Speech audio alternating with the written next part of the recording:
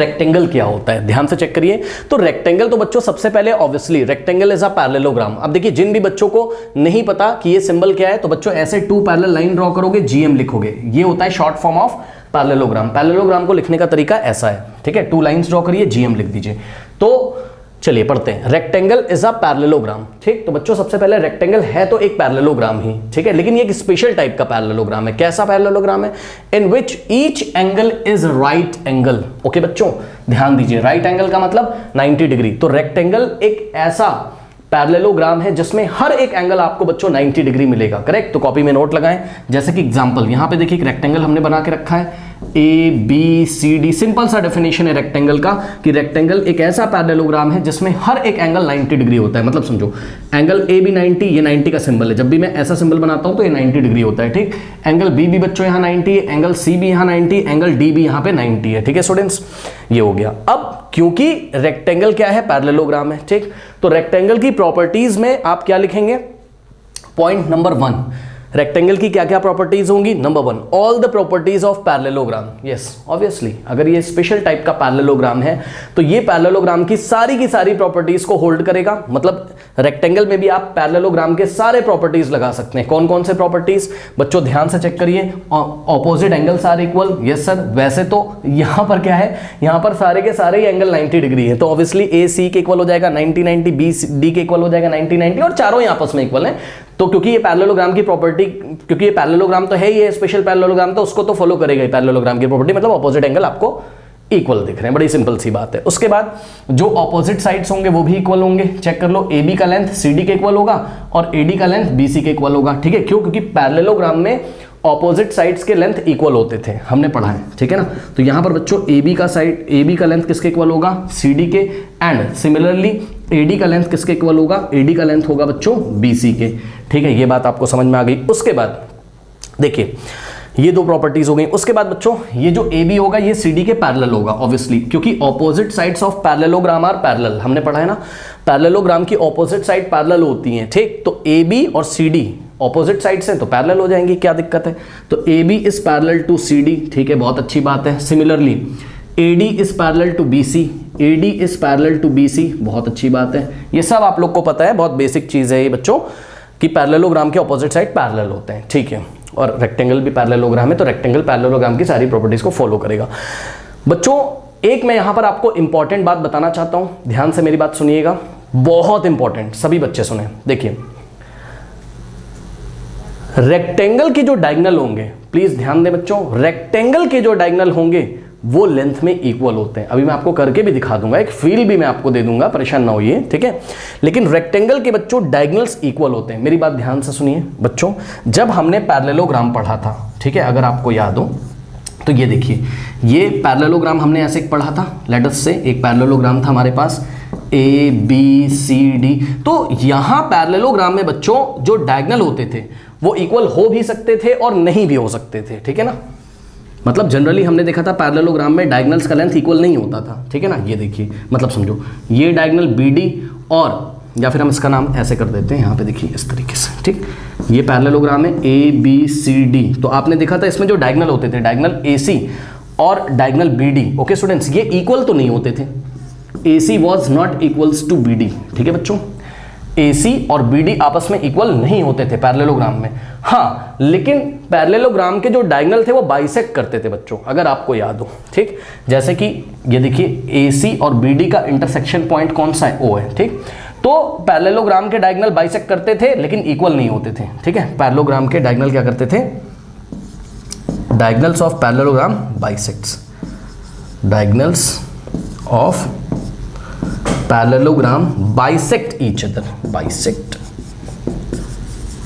Each other. इसका क्या मतलब था बच्चों? ध्यान से चेक करो। इसका मतलब था कि OC का लेंथ किसके इक्वल होता था? OA के, और OB का लेंथ किसके इक्वल होता था? OD के। मेरी बात ध्यान से सुनिएगा बच्चों, OC OA के इक्वल होता था, OB OD के इक्वल होता था, लेकिन ना पूरा जो डायगोनल है AC जो है BD के इक्वल नहीं होता था, उसके डायगोनल इक्वल नहीं होते थे पैरेललोग्राम में। अब सुनो मेरी बात ध्यान से, रेक्टेंगल में पता है क्या होगा बच्चों? पहले तो याद कर लो, रेक्टेंगल में जो डायगोनल होगा ना उसकी भी लेंथ इक्वल होगी। ओहो, बहुत स्पेशल पैरेललोग्राम है बच्चों ये, और इस पे बेस्ड क्वेश्चन आपके एग्जाम में जरूर आएंगे ये वाली प्रॉपर्टी के ऊपर। क्या? पैरेललोग्राम के डायगोनल सबसे पहले तो इक्वल होते हैं, कॉपी में नोट लगाएं बच्चों, diagonals of a parallelogram diagonals of a rectangle are equal. Parallelogram मैंने शायद गलती से बोल दिया, सुन लो, पैरेललोग्राम के डायगोनल इक्वल नहीं होते हैं, लेकिन रेक्टेंगल एक ऐसा स्पेशल टाइप का पैरेललोग्राम है जिसके डायगोनल इक्वल होते हैं। ठीक, तो बच्चों कॉपी में नोट लगाएंगे क्या, diagonals of a rectangle, diagonals of a rectangle are equal. Copy में नोट लगाएं बच्चे सभी, अभी फील भी करा दूंगा, परेशान ना हो। ठीक, जैसे कि यहां पे देखिए हमने डायगोनल AC को ज्वाइन किया, ठीक, और हमने डायगोनल BD को ज्वाइन किया इस तरीके से, BD AC। ठीक, तो पता है आपको यहां पर ये जो डायगोनल AC की लेंथ है बच्चों, जितना AC होगा उतना ही BD होगा। ठीक, जितना AC का लेंथ है उतना ही BD का लेंथ है। ओके स्टूडेंट्स, अब ध्यान से चेक करें, ये कहां पे इंटरसेक्ट कर रहे हैं, पॉइंट O पे। अब सुनो, क्योंकि ये पैरेललोग्राम है तो ये पैरेललोग्राम की प्रॉपर्टी फॉलो करेगा, मतलब डायगोनल इक्वल है, हम मना नहीं कर रहे हैं। डायगोनल बाइसेक्ट तो कर ही रहे होंगे, यस सर, डायगोनल बाइसेक्ट तो कर रहे होंगे, यस सर, बहुत ध्यान से सुनिएगा। मतलब समझो, OC किसके इक्वल होगा, OA के, यस सर होगा।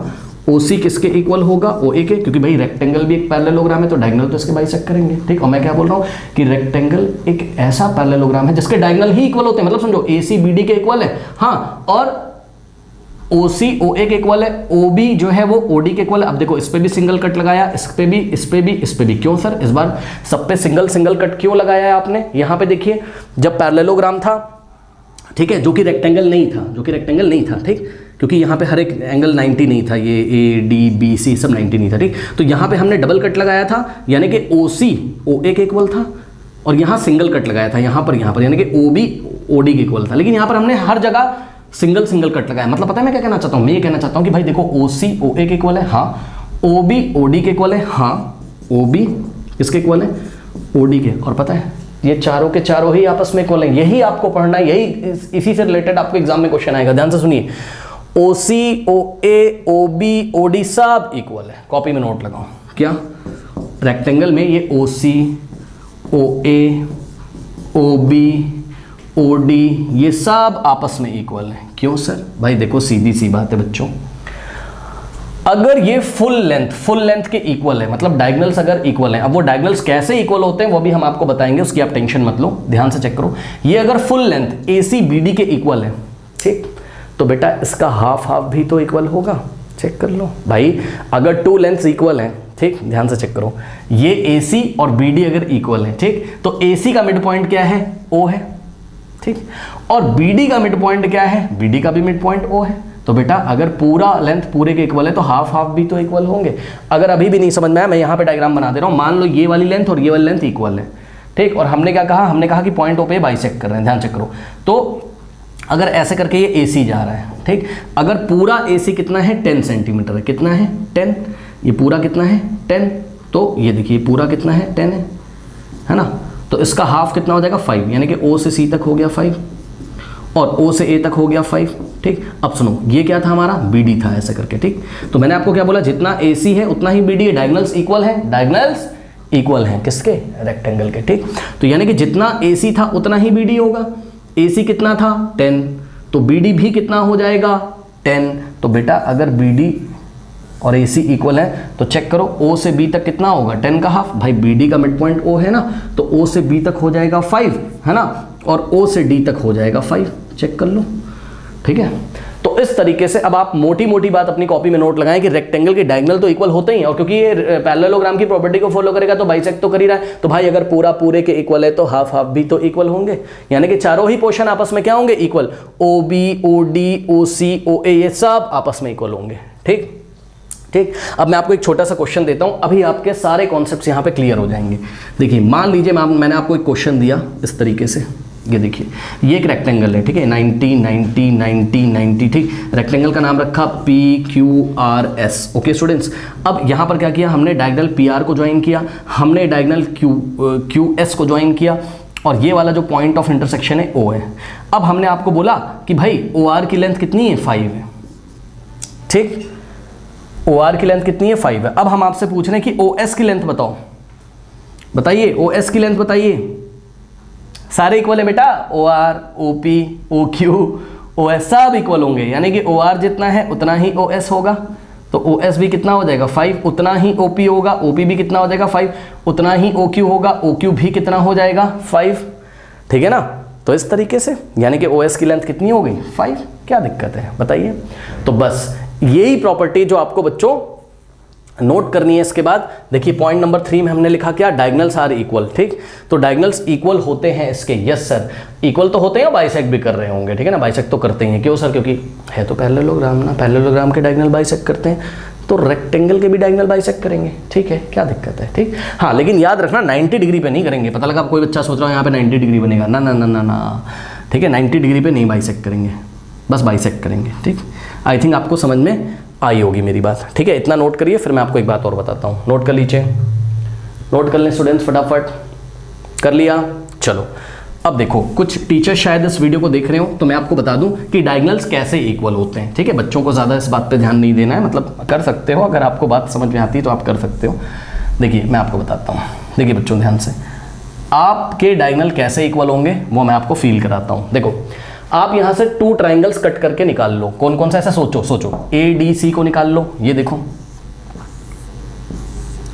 ठीक, ये हो गया आपका ए डी और सी। अब बच्चों चेक करो ए डी सी में एंगल डी कितना है 90 है, तो यहाँ 90 का सिंबल बना दो, ठीक। अब आपने जैसे ए डी सी निकाला है वैसे आप ट्राइंगल बी सी डी निकाल लीजिए, यहाँ पे ऐसे, यहाँ बी है, ठीक, बी सी डी को निकाल लीजिए, बी सी डी, यहाँ पे 90 है और यहाँ डी है, ठीक है स्टूडेंट्स। अब आप चेक कर लो, थोड़े छोटे बड़े लग रहे होंगे लेकिन ट्राइंगल इक्वल साइज के हैं, मैं बता रहा हूँ कैसे, देखो बात समझो बच्चों। एक बात बताओ, एडी का लेंथ किसके इक्वल था, बीसी के, यस और नो, यस सर, क्यों, क्योंकि opposite sides of a parallelogram, अरे है तो पैरेललोग्राम ना, तो opposite sides of parallelogram are equal ना, यानी कि एडी बीसी के इक्वल होगा, यस सर। तो बच्चों एडी का लेंथ किसके इक्वल है, बीसी के इक्वल है, तो एडी का लेंथ किसके इक्वल है, बीसी के। रीजन क्या है, opposite sides of a parallelogram are equal, है तो पैरेललोग्राम ही ना फाइनली, भाई पैरेललोग्राम का ही तो स्पेशल टाइप है रेक्टेंगल, ठीक है, ओके। नाउ ये एंगल क्या है 90 है, ठीक, ये वाला एंगल यहां से 90 है, यानी कि angle A D C, angle A D C और एंगल बी सी डी का मेजरमेंट सेम है, दोनों ही 90 है, ठीक। तो अब आप देख रहे हो इन दोनों ट्राइंगल में एक तो साइड इक्वल है, यस सर, फिर एक एंगल इक्वल है, यस सर। उसके बाद ध्यान से चेक करो बेटा, जितना डीसी है उतना ही तो सीडी का लेंथ है, चेक कर लो, जितना डीसी है ओके उतना ही तो क्या है सीडी है। इस फिगर में देख लो, ट्राइंगल एडीसी और ट्राइंगल बीसीडी सेम बेस, दोनों का बेस तो सेम है बेटा, एडीसी में भी डीसी आ रहा है और बीसीडी में भी सीडी आ रहा है, मतलब डीसी, ये वाले ट्राइंगल का बेस का नाम डीसी पड़ जाएगा, लेकिन ये वाले ट्राइंगल का नाम, ट्राइंगल के बेस का नाम सीडी पड़ जाएगा, क्या दिक्कत है, चेक कर लो। तो ये देखिए, ये डीसी का लेंथ किसके इक्वल है, डीसी का लेंथ किसके इक्वल है, सीडी के। So DC is equals to what, CD, okay students. तो आपने देखा ये वाली साइड इसके इक्वल, तो साइड मिल गया, ये वाला एंगल इसके इक्वल, तो एंगल मिल गया, ये वाली साइड इसके इक्वल है तो फिर से साइड मिल गई, साइड एंगल साइड से दोनों ट्राइंगल क्या हो गए, कॉन्ग्रेंट हो गए। तो by what, by side angle side congruency rule, जो कॉन्ग्रेंसी पढ़ के आया होगा उसको पता होगा, triangle A D C is congruent to, ये कॉन्ग्रेंट का साइन है, इक्वल लगा के ऐसे कर देंगे congruent, triangle A D C is congruent to what, triangle B C D. ये मैंने खासकर टीचर्स के लिए बताया हुआ है, या कोई फ्रेशर टीचर देख रहा होगा, ठीक है, या कोई बच्चा सीखना चाहता है जिसने कॉन्ग्रेंसी पढ़ रखी है, तो आप देख सकते हो triangle A D C is congruent to what, triangle B C D.